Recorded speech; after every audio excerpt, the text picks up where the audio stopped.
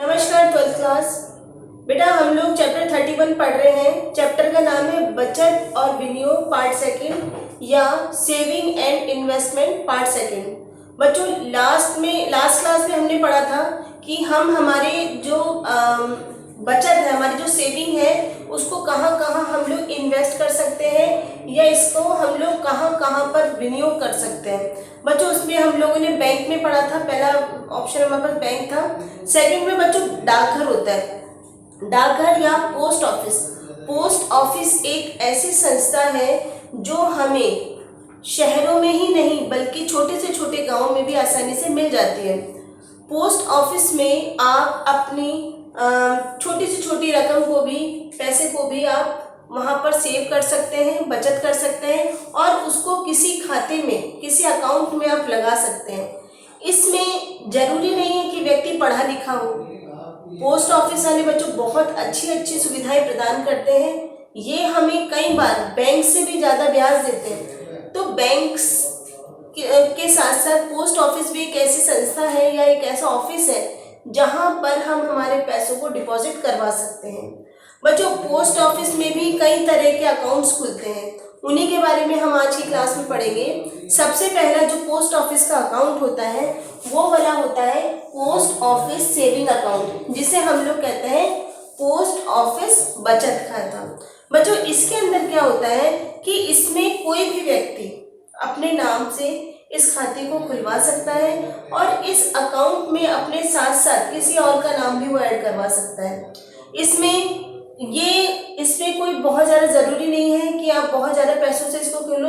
ये कम से कम पैसे में भी आराम से खुल जाता है और यहाँ पर हमको जो ब्याज मिलता है, ठीक है, जो हमारे को ब्याज मिलता है वो बैंक से ज़्यादा मिलता है। ठीक है बच्चों, इसके बाद में हमारा सेकंड अकाउंट आ रहा है post office monthly income scheme या फिर हम कहेंगे इसको पोस्ट ऑफिस मासिक आय योजना। बच्चों मासिक आय योजना में क्या होता है, इस मासिक मंथली का मीन्स ये होता है कि पर मंथ, प्रति माह इसमें व्यक्ति को निश्चित धनराशि जमा करवानी पड़ती है, जो कि पहले से ही तय कर चुके होते हैं कि हमें इस अकाउंट में इतना पैसा पर मंथ हमारे को देना है। तो बच्चों ये पोस्ट ऑफिस में होते हैं, लेकिन इसमें क्या होता है बच्चों, जैसे जैसे समय के अकॉर्डिंग, ठीक है, ब्याज की जो दर होती है, ठीक, वो जो है वो इसमें बदलता जाता है। फिर थर्ड आ रहा है बच्चों हमारा इसमें, वो है पोस्ट ऑफिस रिकरिंग डिपॉजिट या पोस्ट ऑफिस आवर्ती जमा योजना। इस योजना में क्या होता है बच्चों, इस खाते को जब हम खुलवाते हैं तो एक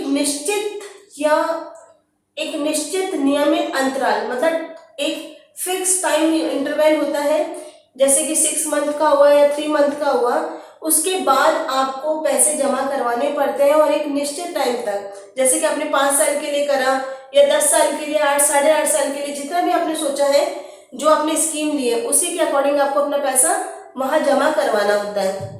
तो इसका मतलब ये हुआ कि आप अपने पैसे को एक निश्चित समय तक और एक फिक्स टाइम इंटरवल, मतलब निश्चित समय अंतराल के अंतर्गत ही आप पैसा जमा करवाएंगे और इसमें 5 वर्ष पूरा हो जाने पर इसके अंदर 7 से 8% तक हमको ब्याज मिलता है, जो कि काफी अच्छा होता है बच्चों।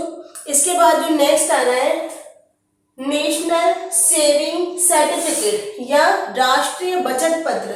बच्चों राष्ट्रीय बचत पत्र में ये होता है कि ये पोस्ट ऑफिस के द्वारा बहुत अच्छी स्कीम है। इसमें जब हम जाते हैं तो हमको एक सर्टिफिकेट मिलता है। सर्टिफिकेट का मीन्स ये हुआ कि व्यक्ति अपनी इच्छा के अनुसार अपने राशि को वो इन्वेस्ट करता है और वहां से बचत पत्र खरीदता है। ठीक है, बचत पत्र जो होते हैं वो उस पर लिखा होता है कि भाई 500 का चाहिए, 1000 का है या 5000 का, जितने का भी है आपको जो लेना है, उसको जब आप पैसे देते हो तो वो आपको दे देते हैं कि भाई ठीक है, इसके एवज में हमको जो मिलता है उसको हमारे को संभाल के रखना पड़ता है। ये 6 वर्ष के बाद में आपको जितने का आपने खरीदा था, ठीक है बच्चों, हम लोग जब खरीदते हैं तो उसकी एक्चुअल रेट अलग होती है और उस पर लिखा हुआ कुछ और होता है। जैसे कि मान लो कि आपने 500 का खरीदा, ठीक है, लेकिन उसके लिए आपको उस समय शायद 250 या 300 रुपये ही आपको पेमेंट करना पड़ रहा है, तो जो उसमें 500 रुपये लिखे हुए हैं वो 6 साल बाद आपको उसके 500 रुपये ही मिलेंगे, ठीक है। तो ये एक निश्चित टाइम के अंतर्गत होता है, इसको बीच में अपन नहीं ले सकते। इसमें से कभी आपको जरूरत हो तो हम इसको, आपको उसी पैसे, उतने पैसे मिलेंगे जितने के आपने खरीदे थे। जब इसका टाइम पूरा हो जाता है तब हमारे को उस पर लिखे हुए पैसे मिलेंगे। तो जब आपका टाइम पूरा हो जाता है तो वो जो सर्टिफिकेट्स हैं आप जाकर के दिखा सकते हो पोस्ट ऑफिस में, और उतना पैसा आपको वापस मिल जाता है। अच्छा, नेक्स्ट है बच्चों, इसके बाद में आ रहा है हमारा post office term deposit scheme या सावधि जमा योजना। बच्चों, सावधि जमा योजना में क्या होता है कि इस प्लान के अंदर क्या होता है, व्यक्ति 1 साल से लेकर 5 साल तक, ठीक है, वो 1 साल से लेकर 5 साल तक के लिए वो खाता खुलवाता है, और इसमें जो हमको ब्याज मिलता है वो पर ईयर के अकॉर्डिंग होता है। हर साल आपको इसका ब्याज मिलता है, तो आपका पैसा बढ़ता जाता है। बच्चों, इसमें जो लास्ट है हमारा वो है किसान विकास पत्र। किसान विकास पत्र बहुत बढ़िया चीज होती है। यह भी राष्ट्रीय बचत पत्र की जैसे ही है।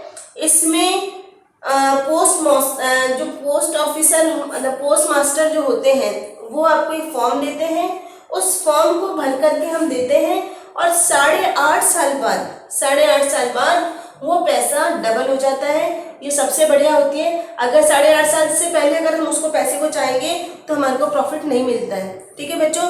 तो आज की क्लास में हम इतना ही है, नेक्स्ट क्लास हम लोग कर लेंगे। Thank you.